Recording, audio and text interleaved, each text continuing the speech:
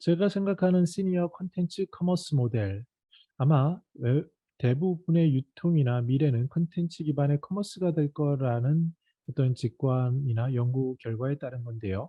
중요한 것은 비즈니스 모델의 수익 모델이 있는 것이 가장 중요할 것 같습니다. 시니어의 콘텐츠 기반 신뢰 형성을 위한 구매 유도, 마지막 시간으로 수익 모델에 대해서 어렴풋이 그 개요에 대해서 살펴보도록 하겠습니다. 안녕하세요. 저는 시니어 라이프 비즈니스를 연구하는 최학입니다.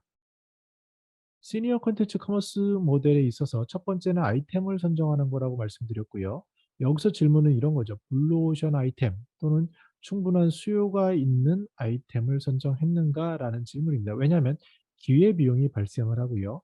유튜브 보시면 굉장히 방대한 정보들이 넘쳐나고 있습니다. 초반에 제가 시니어 라이프 비즈니스라는 채널을 운영했을 때 누구나 다 코웃음을 쳤고 저조차도 그렇게 방대한 시니어와 라이프와 비즈니스 어떻게 할 수 있어? 라는 질문 속에 항상 부딪혔던 기억이 납니다. 그런데 바운더리를 정해놓고 그러면 그 속에서 이제는 사람들이 시니어 라이프 비즈니스라는 게 있나 보다라고 인식하는 정도가 늘어난 것 같습니다. 왜냐하면 아예 그냥 그 섭외가 들어올 때 시니어 라이프 비즈니스에 대해서 강의해 주세요. 설명해 주세요. 라는 것이 올해부터 이제 나타나기 시작했는데요. 중요한 것은 이렇게 약간은 어벙벙하게 넓은 아이템이라도 어떻게 블루오션 아이템 또는 충분한 수요가 있는 아이템으로 커머스에서는 직접적으로 들어갈 수 있는가에 대한 고민이 필요하다는 겁니다. 두 번째 백서 단계에서는 통합적으로 세밀하게 정보를 담고 있는가. 컨설팅에 관련된 일을 하시는 분들은 잘 아시겠지만 MEC라고 있습니다. 전체적으로 또 중복적으로 제대로 정보를 복합적으로 담고 있는지에 대한 것이 중요합니다. 제가 예를 든 유언장이라고 했을 때 그것에 대해 빠지는 것 없이 모두 담고 있는가라는 것이 있고요.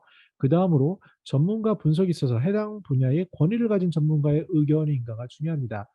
제가 그 유튜브 PD로 있는 곳에서는 이러한 유언장에 대해서 기획하시는 선생님들의 노력으로 만들어가고 있는데 그것을 일차적으로 담는 분들 자체가 굉장히 권위 있고 굉장히 전문성을 가지고 있는 변호사 선생님들입니다. 근데 이분들조차도 더 권위 있을 수 있고 더 비판할 수 있는 분들이 계시기 때문에 그런 분야의 전문가의 의견을 또 취합하는 것이 필요할 수 있고요.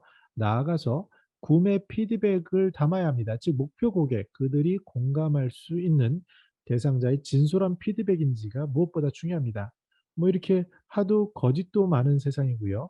또 편향된 정보를 취사 선택하는 그런 시대인 것 같습니다. 그러나 유튜브를 많이 보게 되면은 어느 정도 이것이 가짜인지 아니면 어느 정도 이것이 충분하지 않은지 이런 것들을 이해하는 폭도 점차 늘어날 것으로 보입니다. 왜냐하면 그만큼 전문가들의 경쟁이 치열하기 때문에 어느 순간에 그 시청자는 그 정보를 접하게 될 것이고 그것을 쉽게 접근함으로써 비교할 수 있을 것이기 때문이라고 보여집니다. 그래서 중요한 것은 이게 얼마나 찐인가, 얼마나 진솔한 피드백인가가 가장 중요하고요. 그리고 이 굉장히 많은 상품 서비스 중에서 글로벌 트렌드라든지 이런 것을 봤을 때 객관적으로 믿을 수 있는 품질의 제품 서비스를 객관적으로 제시하는가가 탑3 제시에 들어가야 될 것 같고요. 그리고 중요한 커머스에서는 동시에 가격 경쟁력, 고객 접근성을 확보하고 있는가가 중요합니다. 저도 유통에 관련돼서 한 3년 정도 깊이 있게 뭐 창업을 하거나 종사한 경험이 있습니다. 제 지인들도 아주 유명한 유통 기업을 이끄는 분들도 계신데요. 그분들하고 커뮤니케이션 하면서 현장에서 보면서 항상 느낀 것은 가격 경쟁력이 커머스에 달하고 할 수 있을 정도로 보입니다. 말씀드린 것처럼 입지가 가장 중요하고요. 뭐 로케이션 이렇게 마케팅을 하거나 유통 쪽에 종사하시는 분들은 너무나도 잘 아는 건데 예전에는 그것이 백화점처럼 어떠한 오프라인상의 골목, 교차되는 그런 동선 속의 위치, 뭐 1층이냐 아니면 코너냐 이거에 따라 굉장히 다르지 않습니까? 그런 것이었다면 지금처럼 디지털 시대에는 온오프 동선 어떻게 확보할 것인가. 그리고 중요한 것은 제가 앞단을 아무리 잘했다 하더라도 결국 맨 마지막에 가격 경쟁력을 하게 됐을 때 최소한 그래도 가격 경쟁력이 있어야 한다. 즉 저가랑은 동일하거나 또는 그것보다 조금 더 경쟁력이 있으면 좋겠다라는 경험을 많이 합니다. 제가 앞단에서 아무리 전문가의 얘기를 듣고 아무리 설득을 당했다 하더라도 비교를 해보니까 검색을 해보니까 동일한 제품에 더 싼 것이 있다면 그때 느끼는 좌절과 그때 아무리 도와주고 그 아는 사람 거를 구매하고 싶더라도 그렇지 못할 확률이 높기 때문에 이러한 커머스에 대해서도 비즈니스적인 감각을 가지고 제시할 수 있는 능력, 이런 모든 것들이 맞물려져 있는 것이 중요해 보입니다. 그래서 그 수익 모델은요, 구체적으로 우리가 생각할 수 있는 많은 것들이 있는 것 같습니다. 기본적으로 판매 수익을 생각할 수 있는데요. 이 판매 수익도 어떻게 제휴하느냐에 따라서 비용을 구조를 만들 수 있고요. 또한 제휴라는 부분이 있습니다. 제가 기업 생활을 할 때는 보험사에서 제휴 마케팅 팀장, 그리고 이런 것들도 했고, 뭐 말씀드린 SPC 그룹에서는 해피포인트를 총괄했는데, 이것이 제휴 마케팅을 총괄하는 것입니다. 그래서 뭐 5천 개 당시에 점포니까요. 어마어마한 그 영향력을 가지고 있었고, 그래서 통신사, 금융사 많은 곳에서 제휴를 하려고 했는데, 그랬을 때 가배자 위치에서 한번 보면서, 또는 에이전시에 있으면서 제휴 마케팅이라는 것을 초창기 2000년부터 해본 경험이 있는데요. 어찌 됐든 이렇게 제휴를 통해서 만들 수 있는 수익 모델이 우리가 생각한 것보다 굉장히 많습니다. 그래서 그 금액은 상상을 초월할 정도가 있는데요.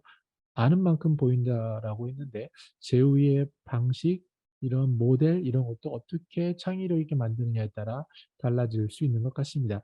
그런데 비즈니스는 바텀 라인부터 하는 게 중요하고요. 그것은 바로 콘텐츠를 제작하고, 이것을 어떻게 교육 비즈니스로 할 수 있느냐, 또한 이것을 통해서 콘텐츠를 제작하는 비용을 줄일 수 있느냐, 이런 것들이 중요해 보입니다. 최근 지인의 도움으로 굉장히 큰 교육 비즈니스라는 데서 컨설팅의 영역을 일부 담당을 하면서 어깨너머로 또는 직접 보면서 느끼는 것이 있는데, 이쪽에서도 이 세계만의 비즈니스 로직이기 때문에 그 로직에 맞추면 어느 정도 제작하거나 교육 영상을 통한 수익을 만들 수 있는 그런 모델도 있을 수 있겠구나를 이해할 수 있습니다. 또한 나아가서 우리가 잘 아는 특별 강좌라든지 출판이라든지 세미나 교육 사업 수익, 이런 것들은 기본적으로 원소스 멀티 유즈, 즉 하나의 컨텐츠를, 예를 들어서 동영상을 만들 때 이게 백서도 될 수 있고요, PDF 책도 될 수 있고, 카드 뉴스도 될 수 있고, 여러 가지 동영상을 겹침으로써 새로운 영상을 만들 수도 있고요. 또한 최근에 좋아하는 쇼츠로 바꿀 수 있고, 이러한 여러 가지 원소스 멀티 유즈를 사용할 수 있는 것, 그것을 통해서 수익을 만들어낼 수 있는 것, 또한 당연히 갖게 되는 카피라이트나 저작권, 이런 것들을 생각해 볼 수 있습니다. 그러면 제가 놓친 부분도 있겠지만, 다양한 컨텐츠가 힘을 발휘할 수 있고 그것이 커머스로 연결될 수 있다라는 그런 것이 만약에 이해가 되는 영역이라면, 현재는 그 부분이 좁아 보이지만 앞으로 시니어들이 살아갈 중요한 고관여 제품인, 즉 주거 어디서 살 것인가, 또 시간을 어떻게 유용하게 선용할 것인가, 이러한 것들, 그리고 시니어의 건강과 직결된 제품들을 어떻게 할 것인가, 또 금융에 대해서 앞으로의 나의 재산, 신탁을 어떻게 하고 신금융을 어떻게 할 것인가 라는 이러한 질문들, 또 용품에 있어서 싸지 않은 비싼 하이엔드 신용품을 어떻게 판매할 것인가. 예를 들어서 전기차가 앞으로의 대세라는 건 누구나 아는 내용일 겁니다. 근데 더 중요한 것은 말입니다. 시니어에게 있어서는 운전할 수 있는 역량이 떨어지기 때문에 뭐 요새 운전면허증을 반납하는 이런 운동도 외국에서는 많이 일어나고 우리나라도 도입되고 있는데요. 이것을 근원적으로 해결할 수 있는 부분은 자율주행일 겁니다. 아직은 기술이 낮지만 점차 어느 순간 자율주행이 가능하게 되면, 그때 우리에게 주어질 변화는 시니어들의 이동하는 시간을 선용할 수 있는 기회가 생기게 됩니다. 무려 한 2시간 정도 교통에 쓰는 시간을 만약에 선용할 수 있다면, 그렇다면은 그 가치는 시니어에게 가장 제한된 자원이라고 할 수 있는 시간, 앞으로 살아갈 날들, 그것에 대한 가치 부여는 현금 흐름이 어느 정도이냐에 따라서 천차만별일 것이고요. 그 시간을 획득하는 것에 쓰여지는 커머스는 어마어마할 겁니다.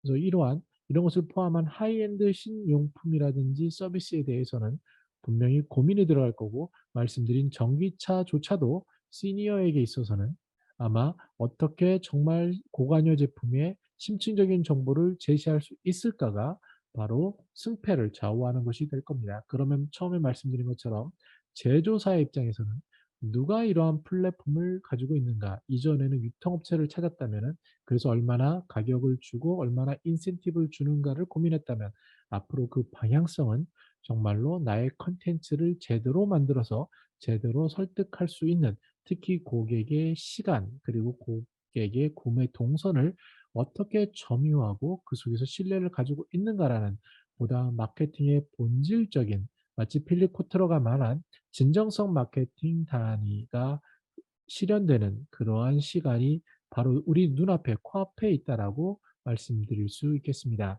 제가 7강에 거쳐서 유통시장은 어떻게 변화하고 콘텐츠 기업의 변화, 고객의 구매 경험 변화, 그리고 구매 경험의 동선을 확보하는 전략, 또 이것을 실행하는 전략, 실행 방안, 수익 모델을 말씀드렸습니다. 저 같은 경우도 저의 개인적인 비즈니스 모델이고 저와 또 협력하는 분들의 내용이 담겨 있기 때문에 더 디테일을 말씀드릴 수 없는 그런 한계는 있지만 그럼에도 큰 틀에서 기본적인 개념은 말씀드렸고요. 이것은 아직 누군가는 하고 계신 거고 또 이것을 가지고 누군가는 이미 하셨던 모델을 정리한 것일 수 있습니다.